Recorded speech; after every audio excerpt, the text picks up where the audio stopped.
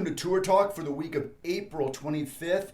We've got a lot going on this week. We got 3 big events to talk about. First of all, let's talk about the National Professional Fishing League event at Wright, Patman in Texarkana, Texas. Congratulations to Keith Carson. He wins the event with a 3-day total of 67 pounds, 10 ounces. Great week for Carson. Starts off on day 1 with 25 pounds, a big bass of 613. Day 2, he weighs in another 22 pounds, 4 ounces. And on day 3, a modest 20 pound, 6 ounce weight to give him the win. Going away, he won that event by almost 9 pounds. Great win for Keith Carson. Congratulations. The National Professional Fishing League, of course, is a brand new pro tour, and Carson's done very well. He had a top 10 finish in the first one at Lake Eufaula, and now he wins at Wright Patman in Texarkana, Texas. Finishing second is Nick Prosnovac. Nick weighed in 23 pounds on the first day, 18-14 on day 2, and 16-6 on day 3 for a 3-day total of 58 pounds, 4 ounces. Sheldon Collins finishes third with 57 pounds, 4 ounces for 15 fish. Finishing in fourth, Michael Yoder with 55 pounds, 12 ounces. And finishing in fifth place is Cody Ryan Greenery, who finishes with 55 pounds, 10 ounces. Really exciting format that the National Professional Fishing League has. Every angler in the field fishes all 3 days. They've got a great media package. You can watch the events online. A lot of fun. They've got a commentators that are following along as the event goes on. Really good stuff. Congratulations not only to Keith Carson for winning the event, but for the organization. It seems like they've got a really good program going there. It should gain a lot of steam as they go into the future. Next, we had a BASS Elite Series event at Lake Fork in Quitman, Texas, and oh boy, did we have a big fish event. Lake Fork, of course, world renowned for its monsters, and this week did not disappoint. Congratulations to Lee Livesey. He has now won twice in the last 6 months on the BASS Elite Series. He wins at Lake Fork with a 4-day total of 20 fish, 112 pounds, 5 ounces. That's right.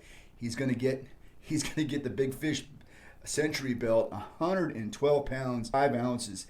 And what an amazing day he had. It was a close event all the way through. 25-6 on his first day, 17-14 on day 2, 26-14 on day 3 to really make himself relevant.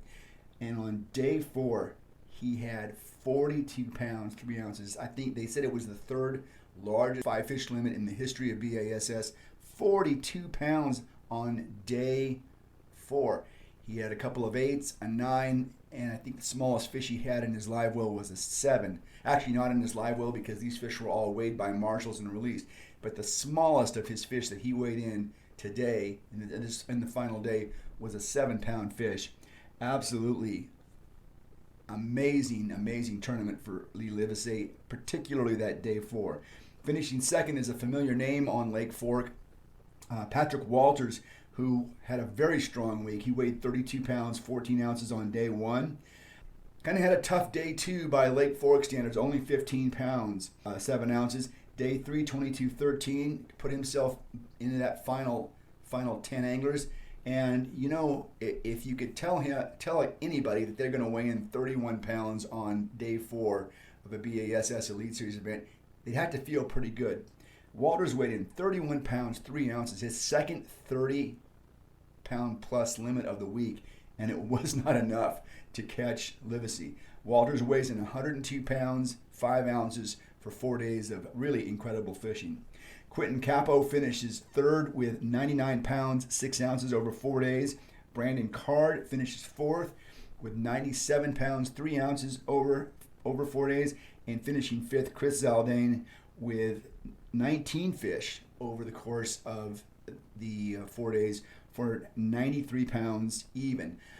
Just an amazing tournament. Last week we talked about an event at Clear Lake where something like the top, there were limits caught by the entire field, and 50 pounds it was needed to make top 50. Sorry, this week at Lake Fork, it was just an absolute slugfest. And if you watched on Bass Live, you saw an amazing spectacle of a tournament. Very exciting. There was also a Major League Fishing Big 5 Pro Circuit event this week that took place at Lake Murray in Columbia, South Carolina. Congratulations to Matt Becker. Matt Becker wins his first Major League Fishing Pro Circuit event. He weighs 76 pounds, 5 ounces over the course of 4 days. Day 1 weight was 2109. Day 2, 19 pounds, 9 ounces. Day 3, 1708. Day 4, really struggled in the morning. Becker didn't catch his fish until later in the day, and when he got him really good. So congratulations to Matt Becker on a great win, 76 pounds, 5 ounces, and to take the first prize of $135,000. Finishing in second was Anthony Gagliardi with a 4-day total of 20 fish for 73 pounds, 13 ounces. Michael Neal finishes in third with 71 pounds, 8 ounces for 20 fish. Adrian Avina finishes fourth with 68 pounds, 2 ounces for 20 fish. And David Williams finishes in fifth with 64 pounds, 13 ounces. So a really exciting tournament week. This is why we like to watch because there's so much going on in the world of professional bass fishing right now, and great to be able to sit back and watch all these events take place. Are you wanting to get into the action camera, point of view, cast to catch craze? Check out the Tactacam Fisheye. Watch this.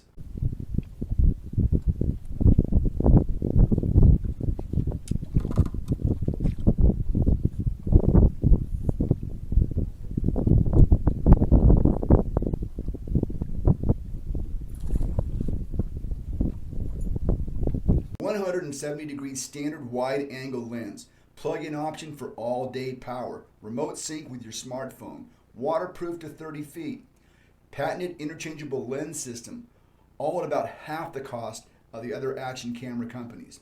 Tactacam Fisheye, because that fish of a lifetime happens once in a lifetime. Well, folks, we've got a special guest this week. We've got John Soukup joining us now on Tour Talk. Our guest today is fishing the inaugural season of the National Professional Fishing League, where he has taken the new tour by storm, winning the first event at Lake Eufaula and finishing 15th in the just completed second event at Wright Patman Lake in Texas. He's also the owner of the Bass Tank, a one-stop shop for all your electronic needs. The Bass Tank also provides outstanding YouTube content that especially deals with how to incorporate electronics into your fishing. John, welcome to Tour Talk. Thanks for being with us tonight. Yeah, thanks for the invite. There's a lot of, there's several pro tours out there that you could be a part of. And I'm wondering, why did you choose the National Professional Fishing League? Well, the National Professional Fishing League kind of chose me. I mean, the timing was just perfect for me. I would love to be a part of any of the pro tours that are out there. I had an opportunity to fish the FLW tour at one point in time. Timing wasn't right. I would love to be on the elites, but the effort that it would make for me to go through the opens and the time and the risk level there just wasn't right for me. When the NPFL came around, the Bass Tank was just kind of taken off as well, and so we were involved in a lot of the crappie tournament side of things, and that's where a lot of our large customer base was at first, is in the crappie world. So I spent a year actually touring the crappie side of the crappie tour events, and knowing that I had been accepted to fish the NPFL tour in a year, which allowed me to put, for risk management business, take that aside. I didn't have to go take a risk at trying to qualify for the elites. I knew I was going to be on a bass tour. I could focus on business, and then, put the crappie rods away last October and just fish, focus back on bass this year. Now that's really a great thing. I don't know that I've ever interviewed a professional bass tour guy who comes from the crappie tours. Now, I know that lots of bass pros fish for crappie, but I just have not heard that before. That's an interesting story. Yeah, I'm originally a bass fisherman. I say that my dad took me crappie docks when I was a kid. First fish I probably caught was a crappie, but the crappie tour thing was kind of a neat deal that happened with the start of the bass tank. And when it kind of exploded with forward shooting sonar taking over the crappie industry right off the bat, I mean, it just took it by storm. Our sales rep, Zeke Anderson, actually qualified for the inaugural Wally Marshall Classic down at Lake Hamilton 2 years ago. And he qualified for it the very last week before the tournament even started, was to be held.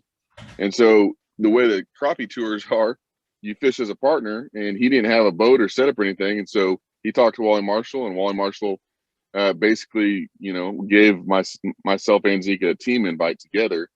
And so while everybody was down there practicing, we didn't even get a practice. We just rolled in on Hamilton, and I approached it like I would a bass tournament. I graphed for 2 days. We found the fish, and then we figured out how to catch them on the tournament. And we actually placed second place. We finished second in that event. So that kicked off a year after that of just go ahead and jumping into all the crappie tours and fishing all those events. So. Well, this is an interesting thing because in doing the research, before coming on to talk to you, I've learned an awful lot. I've been very familiar with the bass tank because I watch a lot of Bradley Hallman videos, and Yeah. I've watched the others, but I didn't put the connection together until just in the last few days that this is your business. How did this all come together for you? Man, it's the bass tank's a gigantic blessing. My first word was fish. I wanted to be a professional fisherman. I told my mom when I was 4 years old I was going to be a professional fisherman. I was always, fishing as a child, and then I was married young, and the way life happened, I didn't get a fish for about 10 years, and so I got back into bass fishing. And as time progressed, I actually qualified in 2017 for the 2018 Forest Wood Cup. And at that point in time, we had already created, Scott Palmer and myself are the co-owners. We created the bass tank already. Now, we didn't have a product or an identity. We didn't have anything besides two fishermen that had a bunch of ideas, and we wanted to figure out how to get them to market and have fun with our hobby and our love, which is, fishing. And so in 2018 at the Forest Wood Cup, I had a brand new boat, brand new electronics, sponsored by I had a Skeeter, and I had Garmin electronics, and at that time, and long story short, I broke down on day one, and on day two, I lost my last 3 hours.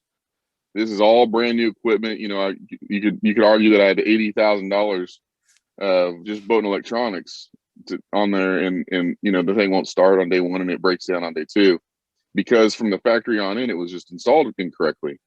Ooh. as power consumption and demand. And at that point in time, I was one of the first ones to ever have a live scope. I think I was the third one to ever have one. And so I was already involved with the live scope at that point in time. And that was another part of the power draw and all that. So anyway, Scott was there at the event, and he was getting frustrated about the fact that my boat wouldn't run, and I lost all this time fishing. It was been a dream to fish, the Forest Wood Cup. And, I looked at Scott and I said, "Hey, Scott, man, at this moment in time, I'm one of the 50 most important anglers in the world today, not tomorrow. No one's going to know who I am tomorrow, but I'm at the Forest Wood Cup. And if this is happening to me, it's happening to everybody else." Now, Scott by trade is a control systems engineer. He was a contractor, and he went around to power plants, and, so battery power consumption, amperage draws, and things of that nature. That's just, he can do that in his sleep. So, I said, "This is an opportunity, man. I'm this live scope thing is going to take over the industry.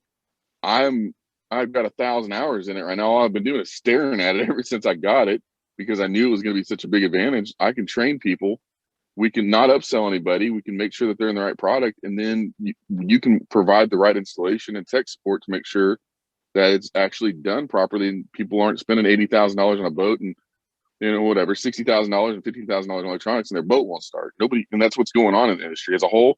We've all accepted that to be like the norm now, and it's just unacceptable. And so that's how we started the bass tank. We thought it was going to be a little hobby thing we are going to do on the side, and man, we got the tiger by the tail, and it's just taken off. And we're both full time in the bass tank now. He's full time, and so that's the heart and the base of who we are, how we started, and what we do.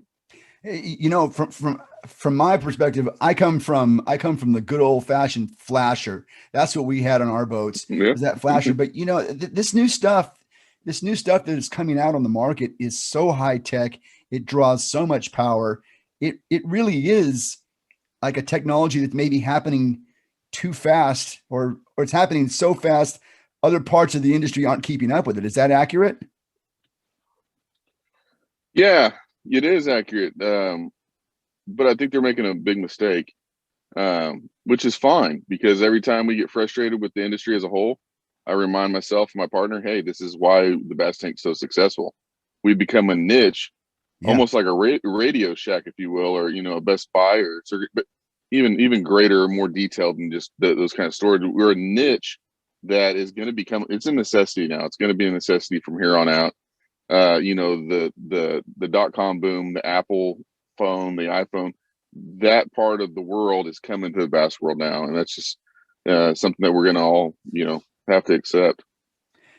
Yeah, and like I said, I mean, the boats that come from the factory, they're rigged, but I don't know if they're quite ready for the stuff that you're talking about. I'm sure they'll catch up, No, but good for you well, guys. they're pinching pennies with each other is the thing. Demand is going to have to. Somebody in the industry is going to have to take over and say, hey, we're going to go ahead and accept the fact that our boats are going to be X amount more expensive because we got the infrastructure that's needed. And then demand, people are going to have to go there, but the information is going to have to get out there. People are going to be educated. In the fishing industry, it's funny, man. Even there's the fishermen, we're all penny pinchers. I Oh mean, yeah. we all are, and we get the phone calls all the time. Hey, how can I cut this corner? And we're like, hey, we're the wrong guys. Don't call us. Don't even use the phrase "cut the corner." Like that's absolutely not what we're doing here. And so I know that is, that's what's out there as the demand. That's what the consumer's wanting to do. They're willing to spend the $5,000 on the electronics, but then they want to cut all the corners to save some money and some time. And those things just they don't mesh. Well, and I got to believe that a company like Garmin or Lowrance or even or Minn Kota, they've got this amazing technology, but they need somebody that can install it properly, because it's Oh yeah, it's it's not like something that I would want to try to install in my garage. yeah, yeah. I'm sure you guys have been a kind of a welcome factor for those companies. Oh yeah, we have good relationships across the board, all three. Um, I'm personally sponsored by Garmin, and Garmin is a big part of what the Bass Tank's always done. However, we also sell Lowrance and Humminbird products, and Lucas Stewart, head of product development over at Lowrance, he actually went to high school with myself, Zeke Anderson, my sales rep. I went to kindergarten with his wife, so we have relationships over there when we root for them, and when we try to do everything we can to help them as well. And it's just one of those things, man. Technology, there's a lot of things that become niche, and they can't, they don't have the bandwidth to go out there and send installers all across the world. So yeah, they have Absolutely. to have people that, and if it's installed wrong, then guess what? They get the customer service calls and the complaints, and they're like, that's an installation error. That's an installation error. That's an installation error. So No, yeah, I we mean, try to cut all that out, and so we can just talk about fishing. yeah, I mean, I'm on the West Coast, and I'm trying to think of who does that kind of thing out here. I think the dealerships do out here, and you know, say no more, right? Well, yeah, and I don't have nothing bad to say about the dealerships. Here's the deal: they're being a jack of all trades, and they can't be a master of one because Right. they're bandwidth. They don't have all the time in the world to be doing everything that they do. I mean, boats are being sent to them without batteries and without poles and without everything mounting. And the customer's like, "Come on, come on, come on, come on!" And then all of a sudden, they get this technology that's dropped on them that they really don't even know how to rig. They're calling the manufacturer. Manufacturer's only got one sales rep for them to answer to. Oh He's yeah. busy because his phone's ringing 1,000. So there's just like I said, there's a niche here that, and people, not only is there a niche for the Bass Tank, everybody in the company is a true diehard fisherman, Yeah. and we use our experiences to bring it to. And I've had the situation, whether it was with a conversation with pro staff or with a customer or with even within the company, I have other businesses outside the bass tank that I've used to provide for my family. I've been a flooring contractor since I was 19 years old, and I can make a living outside of the bass tank. The bass tank is my passion. It's my love. It's what's given me the opportunity to become, to be an actual professional fisherman. If it wasn't for the bass tank, I would just be like everybody else, fishing some regional events, doing well here and there, but I wouldn't have an opportunity to be a full-time national level pro just because of the cost of it. Yeah. So with the marketing that brings the bass tank, I'm hitting two birds with one stone here. But, this is the thing. I'm not going to do anything, and neither is my partner, Scott, that we're not enjoying or we don't have integrity behind. We don't have to do this to make a living. We have other means of making a living. So this is our passion. This is our dream. This is our love. And we're going to do it right, or we're not going to do it at all. It's a great story. And for those of you that are watching, not only are you hearing about the company right now, but they've got a great YouTube channel that I've been looking at recently. Lots of content. It's the Bass Tank is the name of the YouTube channel. Not too hard to forget, but Yeah. it's got a lot of good stuff. It shows you how to use the stuff that you've got. I think that's the other thing is, I don't know if you can really get everything you need by reading a user manual. I think you got to see somebody using it and showing it to you. That's why I think these instructional videos are so helpful. Yeah. Sometimes the truth is a user's manual is just as difficult as if you just press the button, turn it on, and try to walk through it on your own. So, customer support, you can't go to a box store and buy a unit of any brand and install it and then call and ask the retailer, hey, how do I install it? And then after you install it, get on the water, what am I seeing? And have somebody that literally has seen that fish before tell you how to drop your jigs in that fish. And that's what we do. We provide customer service along your growth and route with your electronics. That's very cool. Shift gears now. Talk a little bit about fishing. Yeah. You've been a pretty busy guy. We tried to get you a couple of weeks ago, and Yeah. Everybody wanted your time. Yeah. How about giving us a quick recap on that Eufaula event? That was the inaugural event for the national NPFL, National Professional Fishing League. Professional fishing. And you got a lot of good notoriety for that. That Bass Tank logo was everywhere, which is what you want from an organization, right?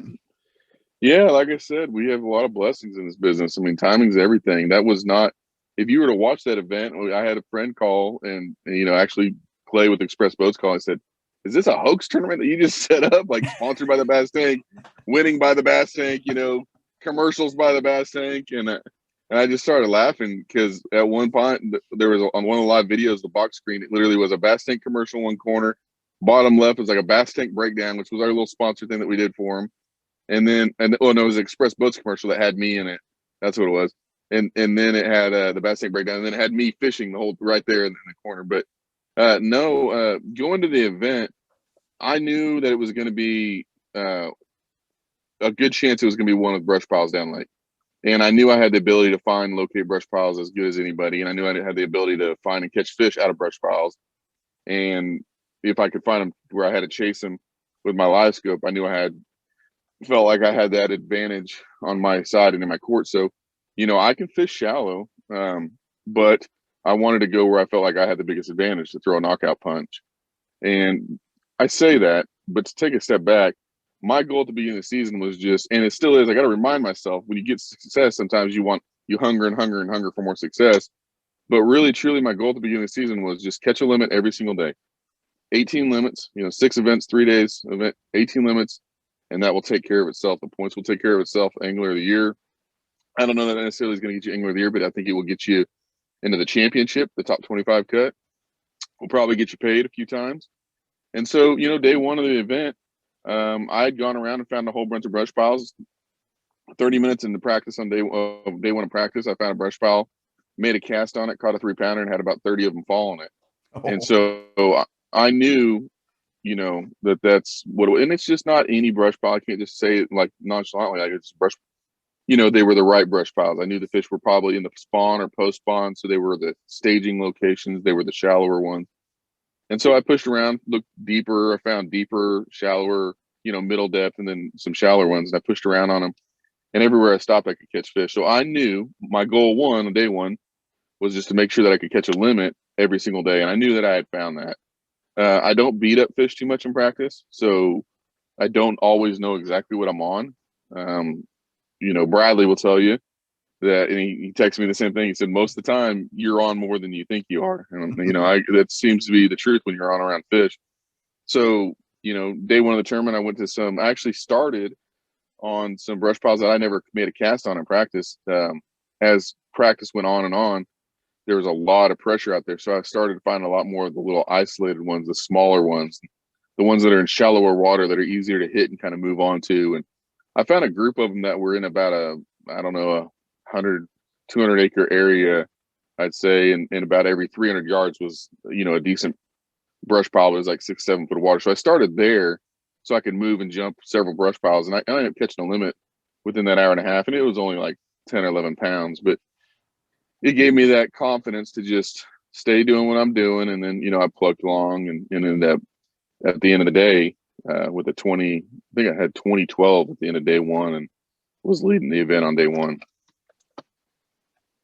Yeah. And the rest just kind of rolled for you. Yeah. Just stayed with the script and like I said, yeah, we led wire to wire and we were even boat one at takeoff. So, like I said, it was just kind of felt like it was meant to be. Now, you say brush pile. I want to make sure for our listeners we understand this, because in California, if we plant a brush pile, we're going to get a ticket, maybe even arrested, because you're not allowed to do that in California. Are Yeah. these brush piles that people have built, or are these flooded trees? Yeah. So for everybody in California, I just want you to picture a bunch of rednecks, shorts, no t-shirt, no white beaters, tattoos, and they got loaded with Christmas trees because we still can have Christmas in Oklahoma. And we're loaded with them in the backs of on the tops of our cars and our trucks and our trailers. And we just drive out there. And yeah, I mean, a lot of them have party barges that they've made for just crappie planting, crappie brush piles. And so, yeah, a lot of them are Christmas trees. There's a lot of science behind guys whether they'll want to do a hardwood versus a crappie tree and things like that. But, you got crappie guys, brush piles, and then on certain bass lakes, you got bass guys, and they plant trees differently. Some are planted on high spots, some are on drop offs, and some are in ditches. But they're weighed down either with a cylinder block or something of that nature. There's guys that are a lot more professional at it that use duct tape instead of wire, so that if they get hung up in it, they can rip it off. And there's guys that, man, this is their life is playing brush. Oh yeah. That's very cool. That's good stuff. That's really, really good stuff. So, Wright, Patman in Texas, pretty well known regionally, but in terms of Texas, when you think of going to Texas to fish, you're thinking Lake Fork, or you're thinking Rayburn, but you guys had a pretty good event down there this last week. Yeah, I mean, the mystery of the unknown. This was crazy. It's only 5 hours from my house. I thought I was gonna have some time to go down there and free practice. Really, it was a stump minefield. We all knew that. I thought I was gonna be able to, at least put some safety on my side. I didn't get a pre-practice either Eufaula or Wright Patman. So I showed up the first day of Wright Patman, and I did a lot of graphing, a lot of running around. Spent about 3/4 of the day up in the river, and I just had a horrible practice. And came down lake, and I got some bites right off the bat when I came back down lake. So I was like, okay, this is where I'm going to focus. And day two, I spent a little bit of time trying to look out deep, graphing, and it just appeared to me that this lake was 100% one of those lakes where the fish love to live and be shallow. And so, I grew up without a bass boat, without a boat, period, wading creeks, fishing the backs of creeks in spring. My dad used to always tell me, don't ever freak the back of the creek in the spring. And that's what we do. And that's what I love to do. And that's my comfort zone. So even though I'm, decent with electronics, that's my comfort zone. So I decided what I was going to do is I was going to find, run around and find 10 or 12 spots that I felt really comfortable with, that just felt like in my comfort zone, and that I was just going to roll the dice and run with those. I caught a couple fish in practice, nothing major. Never caught I don't think I saw a fish over 4 pounds any time in practice. And, I did a lot of shaking them off. So you don't ever really know. But I knew that I could get bit, but there was rumors of guys catching 30 and 50 bass a day. And I didn't feel like I was on that. So I really felt like the underdog. And day one of the event, I went into my first area. Water was dropping the entire time. And so it had dropped quite a bit. And my instincts told me if I want to win this event, I need to go out more on the main lake, and find those fish that are on the main lake. But I didn't know if it was worth the risk of just bombing. I felt like I could get some decent points. So day one, I wanted to stay with my shallow plan. I did stay with the plan. I ended up with 19 pounds on day one. It had me in 12th place. It took 17 pounds to even get anywhere near the check line after day one. It was like 36th place with 17 pounds. Yeah. So, I mean, I didn't know if the weights were going to hold up or not. I knew the water was dropping. The fish that I was fishing for specifically were fish that had already set up and were bedding, and they were going to try to stay with that shallow water as long as possible. And so I was going back farther than everybody else. I was taking my express boat as far back as I could and putting it in behind the bushes, behind the trees, skipping back under behind bushes, visualizing where those beds were set up. I couldn't see the fish. The water's too dirty, but visualizing where those beds would be and, finding a lay down, a bush, whatever, and flip into them. That's what I was doing. So, there's a lot of guys. We've had 3 really big wins recently out of aluminum boats. What's that like? No, that either way, it's fine. But we've had 3 big wins recently from guys fishing out of aluminum boats. This express boat thing is blowing up. Yeah. I mean, what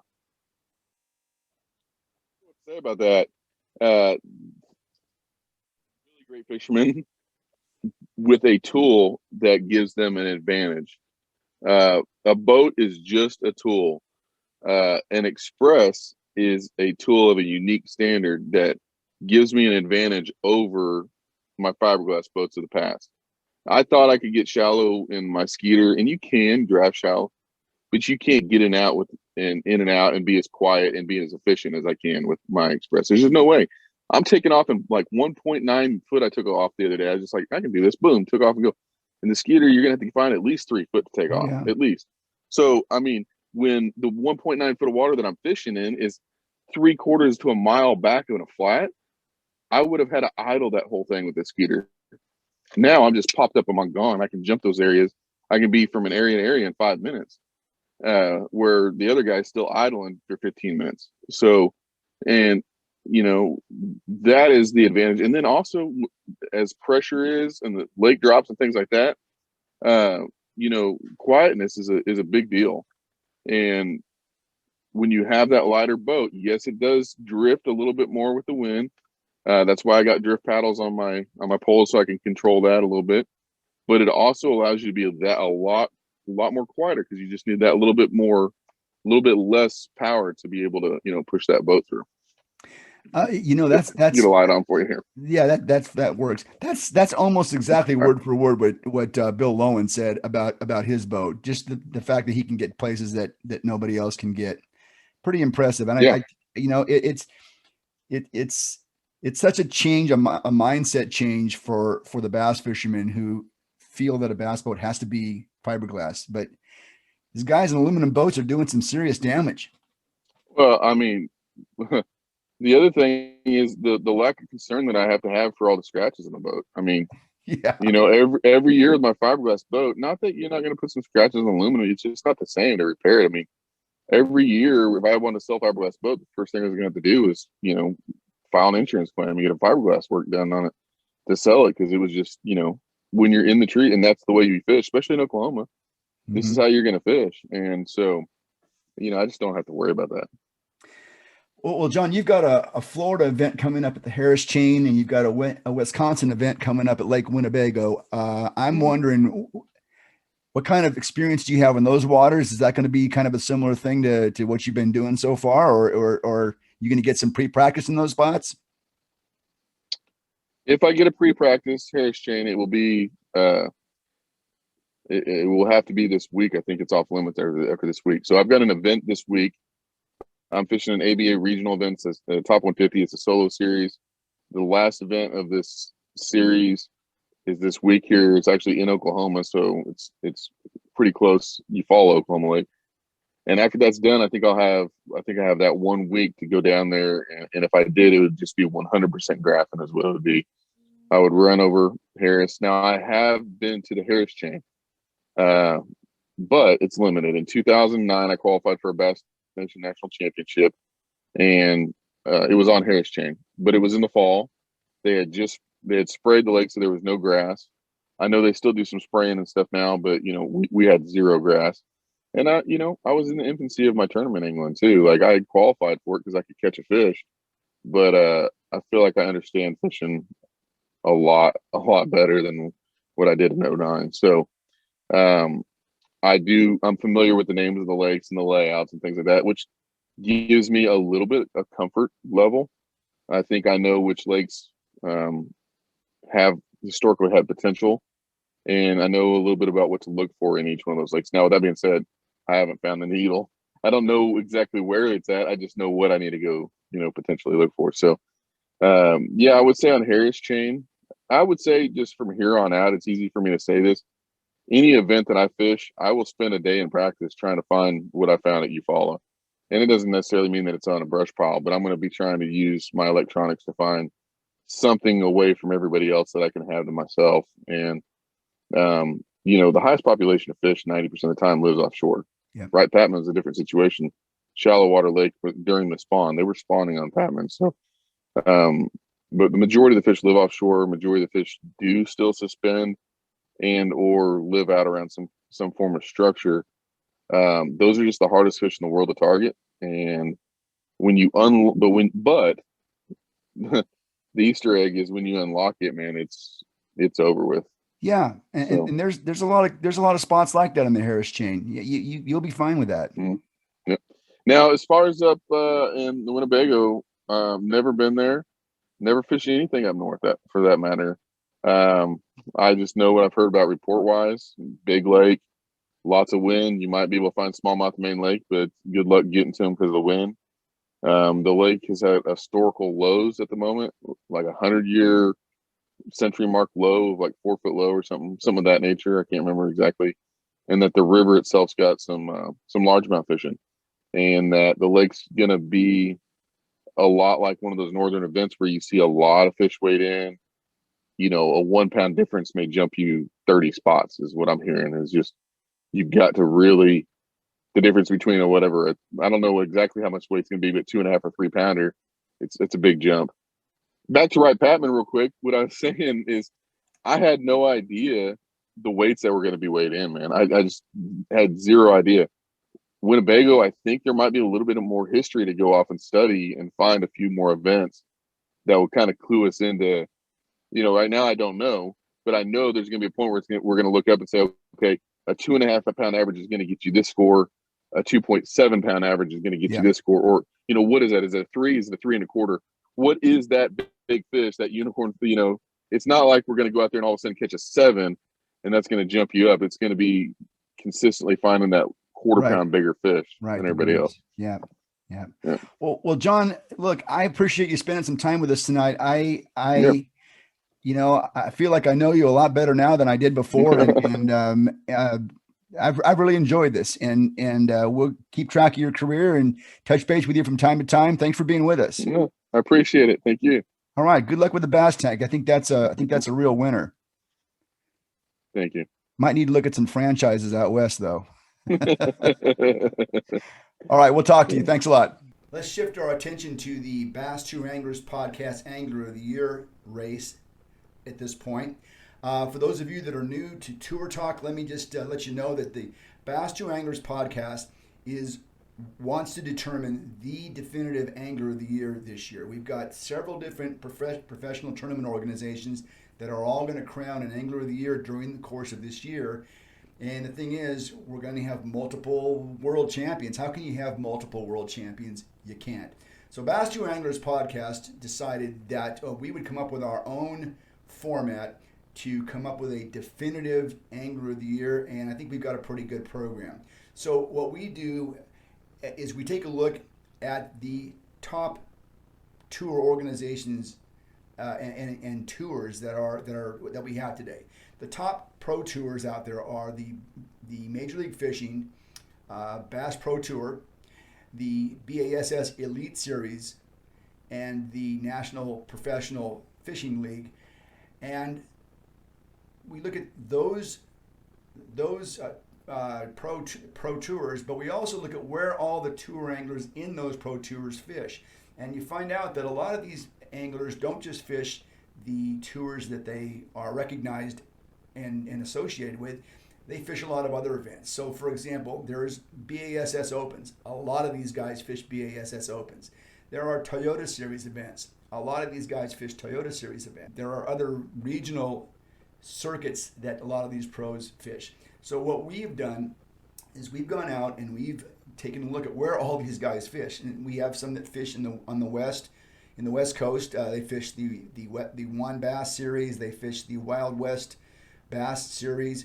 And along with the Toyota Series and the Opens and all the other circuits that these top pros fish, and we're following all these events this year. In total, we've got 63 events that we're keeping track of, and we're getting close to the halfway point. We've gone through a lot of them so far, to be honest with you.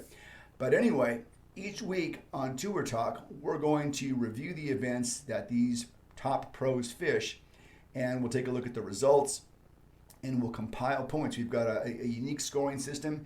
If you score in the top 50% of the particular event, you earn points towards the Angler of the Year championship that we are putting together. Taking a look at the current standings, Dakota Ibear continues to lead. He's fished eight professional level events so far this season. That's an amazing run. That's a lot of professional events to fish. I mean, that's a full season for some people, but he has fished 8 already, and we are at the end of April, so he's really fishing a lot of events. Anyway, Dakota Ibear continues to lead. He has 403 points. He's in first. Patrick Walters, who's fishing the BASS Elite Series, as well as several of the different Open Series that are out there, he has moved into second place. He has 329 points. That's a much closer gap than we've had in recent weeks. Jimmy Washam is in third with 311, and he and Ryan Salzman are actually tied for third. By our tiebreaker, it's the number of fish is a tiebreaker. So actually, Ryan Salzman is actually the third place angler with 311 points because he has caught 61 fish this season. Jimmy Washam is in fourth with 311 points because he has caught 60 fish this year. David Williams is in fifth with 277 points. Josh Weaver is in sixth, 273 points. Blake Smith is in seventh with 266 points. Keith Poche in eighth with 264 points. Cole Floyd, ninth, 245 points. And Dickie Newberry is in 10th place with 229 points this week. If you want to find out more about the Bass Tour Anglers Podcast Angler of the Year race, we invite you to go to our website, basstouranglers.com. We've got all the standings. Plus, we've got all of our YouTube content posted there as well. But we have all the Bass Tour Anglers Podcast Angler of the Year standings there, along with our scoring criteria. You might wonder how we come up with these different points. Check out the scoring criteria on basstouranglers.com. And we've also got a list of the events that we've already covered and that we will continue to cover. It's a lot of fun. We'll see, and it's interesting because I get a lot of comments from the pros. They are into this. The top pro tour anglers in the country, they're into it, and where they are really matters to them. It's really funny. Sometimes I get a call and say, "Hey, you messed up on my point here. Please check this again for me." It's very, very cool. Anyway, you want to make sure you take a look at that again. The website is basstouranglers.com. Check out the whole thing, and let's get into this and have some fun with it. Taking a look at this upcoming week schedule, we've got a Major League Fishing Toyota Series event coming up at Sam Rayburn in Texas. Don't think that's going to be a slugfest. Oh, that's going to be a big one. These are prime times to hit these Texas lakes. We've also got a BASS Central Open at Pickwick Lake in Tennessee. That should also be a great event. A lot of people fishing that event. And finally, Stage 2 of the Major League Fishing and Bass Pro Tour takes place this week at Lake Travis in Austin, Texas. It should be a lot of fun. A lot of great stuff coming towards us this coming week. You're going to want to make sure you keep checking back with us because we will be there to cover these events. We'll have the Angler of the Year points updated so that you'll know who the top angler in the country is. Until we see you again, folks, keep those life vests zipped and clipped. Thanks for being with us. Please hit the subscribe button, and we will talk to you again soon.